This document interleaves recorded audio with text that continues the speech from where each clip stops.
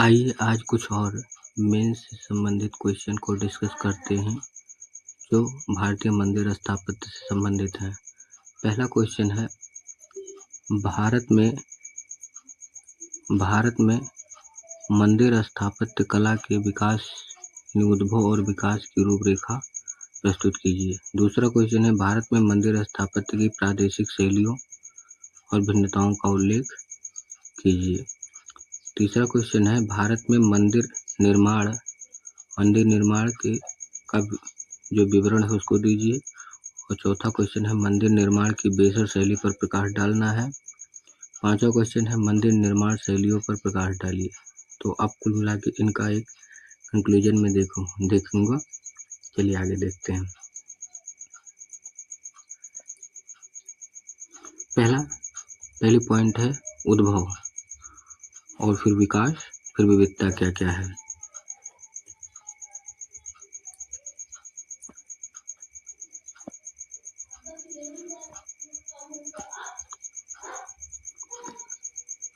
देखिए, उद्भव में भारत में मंदिर स्थापत्य कला का उद्भव गुप्त काल से। गुप्त काल कब था? 4वीं से 6वीं शताब्दी ईस्वी से।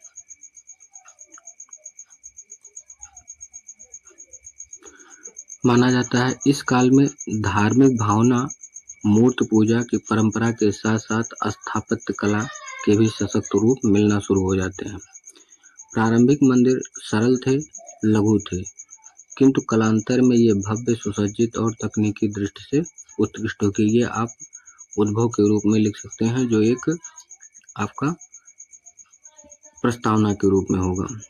अब ये देखते हैं इस विकास की रूपरेखा में। आप देखें तो गुप्त काल में मंदिर निर्माण की आधारशिला रखी गई, यानी मंदिर निर्माण की क्रिया शुरू होती है।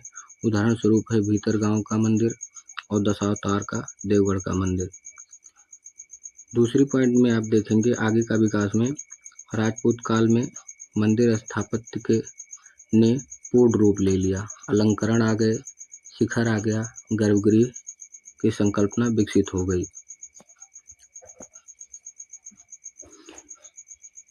फिर अगला काल है मध्यकाल। मध्यकाल में आप देखेंगे इसमें क्षेत्रीय राजवंशों के संरक्षण में मंदिर कला का उत्कर्ष हुआ, जिसमें विशेषकर नागर शैली, द्रविड़ शैली और वेसर शैलियों का रूप आ गए। अब इन शैलियों की प्रादेशिक भिन्नताओं को एक दृष्टि में देखते हैं। प्रमुख शैलियाँ और उनके प्रादेशिक भिन्नताएं, ये पॉइंट आ गई, जिसमें है मंदिर स्थापत्य की 3 प्रमुख शैलियाँ मानी जाती हैं, जिसमें पहला है उत्तर भारत की नागर शैली, यानी उत्तर भारत में जो विकसित हुई है। उत्तर भारत विशेषकर उत्तर प्रदेश, राजस्थान, मध्य प्रदेश, इसमें उड़ीसा भी शामिल है। इसमें होता क्या है, विशेषता इसकी ये है कि ऊंचे शिखर होते हैं जिसको रेखाकार होती है, ऊंचे शिखर रेखाकार, कुल मिला के कुछ इस तरह से, ठीक है। ये शिखर वाली स्थिति ऊपर बनती है, यहाँ नीचे मंदिर होता है।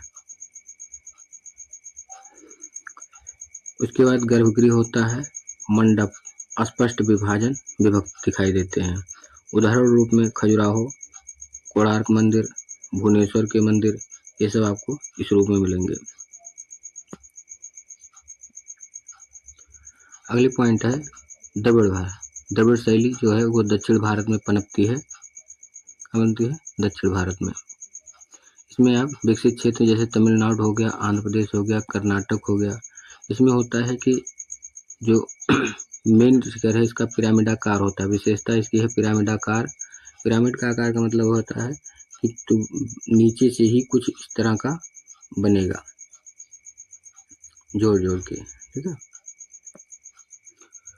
गोपुरम होगा, गोपुरम का मतलब यानी जहाँ प्रवेश द्वार होगा, जहाँ से यानी मंदिर का बड़ा आकार होगा, तो जहाँ से गेट होगा यानी गेट पर ही एक भव्य सजावटी मंदिर होगा, मतलब मंदिर के आकार का संरचना बनती है, इसे गोपुरम कहते हैं। प्रकार यानी प्राकार होगा, यानी घेरा होगा, यानी मंदिर जो है वो एक चारदीवारी के अंदर होगा और विस्तृत आंगन होगा उसी में, तो ये एक बड़ा सा आकार होगा जिसमें,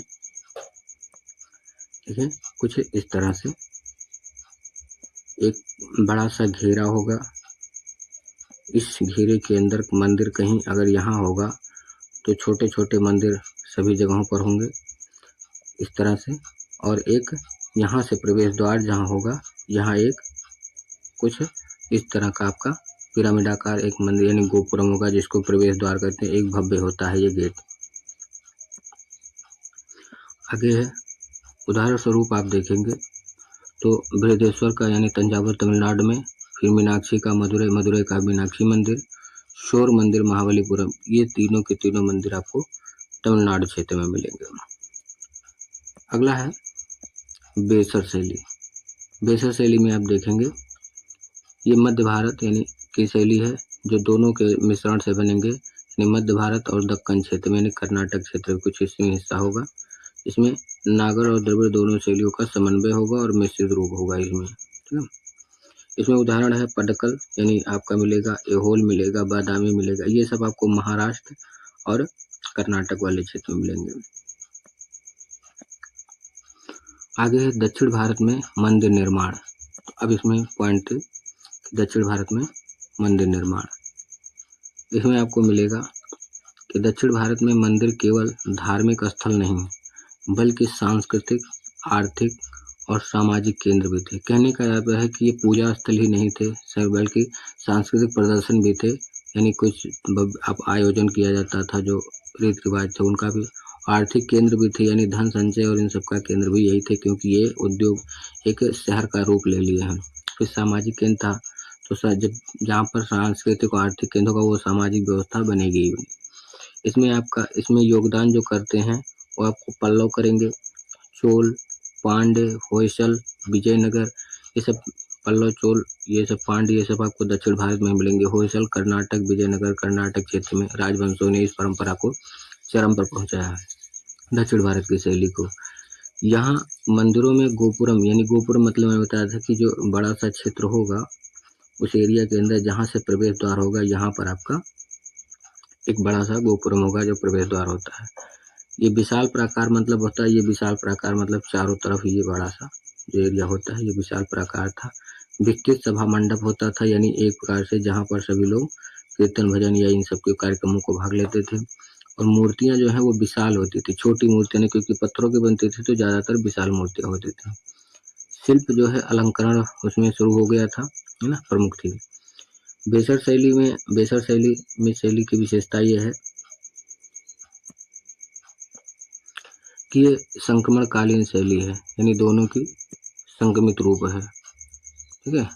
अब इसमें फिर आते हैं, इसमें उत्तर की रेखांकित शिखर, जैसे रेखा के रूप में शिखर था कुछ इस तरह से, और पिरामिडाकार मतलब इस तरह से छोटे छोटे उसमें बिंदु बन जाते थे, ऐसे ऐसे करके, ऐसे ऐसे, ठीक है, ऐसे ऐसे, तो कुछ इस तरह से काम नहीं कर पा रहा है, तो इस तरह से पिरामिड रूप में बन जाते। तो यहाँ शिखर सीधा है, कोई रेखा एक रूप में है। और दक्षिण भारत की विमान शैली, विमान मतलब होगा कि एक बड़ा भव्य, ठीक है, और सुंदर संयोजन देखने को मिलता है। तो दोनों शैलियों का मिश्रण होता है। मंदिर में प्राय ये मध्य आकार के होते थे, ना बहुत बड़ा ना बहुत छोटा, परंतु अत्यंत कलात्मक, यानी इसमें जो दीवारों पर और उन सब पर भी मूर्तियों की आकृति बनाई जाती थी। जैसे उदाहरण के लिए ऐहोल के दुर्गा मंदिर इसका श्रेष्ठतम उदाहरण है, ऐहोल का दुर्गा मंदिर। आइए इन सभी बिंदुओं को एक निष्कर्ष के रूप में कैसे लिखेंगे, तो देखेंगे जब हम यानी जैसा भी क्वेश्चन हो पूछेगा उसके अनुसार से इस निष्कर्ष को, ये सबके लिए कंक्लूजन है सभी क्वेश्चनों के लिए, तो इनमें से जो आपको उचित बैठेगा जिस क्वेश्चन के लिए उसी पर देखेंगे। देखिए क्या लिखेंगे, भारतीय मंदिर स्थापत्य कला केवल धार्मिक अभिव्यक्ति नहीं बल्कि भारतीय सांस्कृतिक चेतना, शिल्प कौशल और क्षेत्रीय विविधता का प्रतीक थे, ठीक है। गुप्त काल से प्रारंभ होकर यह परंपरा दक्षिण में द्रविड़, उत्तर में नागर और मध्य भारत में बेसर शैली से फली फूली। देखिए सबका कंक्लूजन हो गया ना। अगला, इन मंदिरों में न केवल धार्मिक आस्था की मूर्त रूप दिया गया बल्कि भारतीय स्थापत्य, मूर्तिकला, सौंदर्य बोध की चरम अभिव्यक्ति प्रस्तुत करते हैं। तो इस तरह से आप निष्कर्ष दे सकते हैं। इसी तरह से आगे भी हम लेंगे। सुनने के लिए बहुत बहुत धन्यवाद।